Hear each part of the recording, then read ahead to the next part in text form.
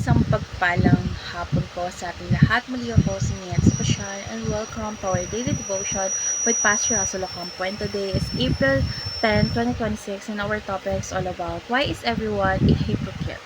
So our scripture for today is all about 2 Samuel chapter 12 verse 1 NI version. The Lord sent Nathan to David. When he came to him, he said, after David sinned, God sent the prophet Nathan to confront him. Instead of directly accusing David, Nathan told a story about a rich man who took a poor man's only love. Galit na galit si David, he judged the man harshly. But then Nathan said, "You are the man." Biglang nabaliktad ang sitwasyon. David saw the scene clearly. Pero sa iba, hindi sa sarili niya. This reveals a deep truth. We can be blind to our own sin while being sharp in judging others. Hypocrisy often comes not from the ignorance but from a heart that refuses to examine itself.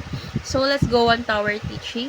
First is David sees other sins as great and minimize his own. So madali nating nakikita or makita yung mali ng iba pero nahirapan tayong aminin ang sarili nating kasalanan. David strongly condemned the rich man in the story, yet he failed to recognize that he had done worse. This shows how sin can blind us and make us self-righteous. Second is Nathan is a prophet of fearlessly speaks truth to power.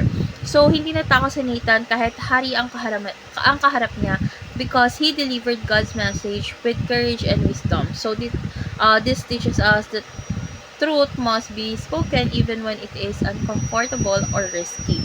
And last is God blesses people beyond what they can imagine. So, bago i-rebuke si David, pinalalaman muna ng Diyos ang lahat ng blessings na binigay niya sa kanya. So, this shows that sin is not just disobedience, it is also taking for granted the goodness of God. So, we fail when we forget how much God has already given us. So, let's go on to our application. First is admit your guilt and humbly submit before God.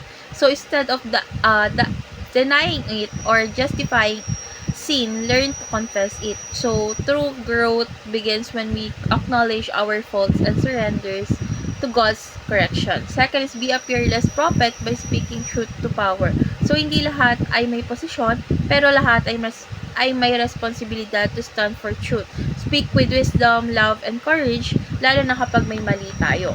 And last is commit to being a good steward of God's blessing. So, wag abusuhin yung mga blessings ng Diyos.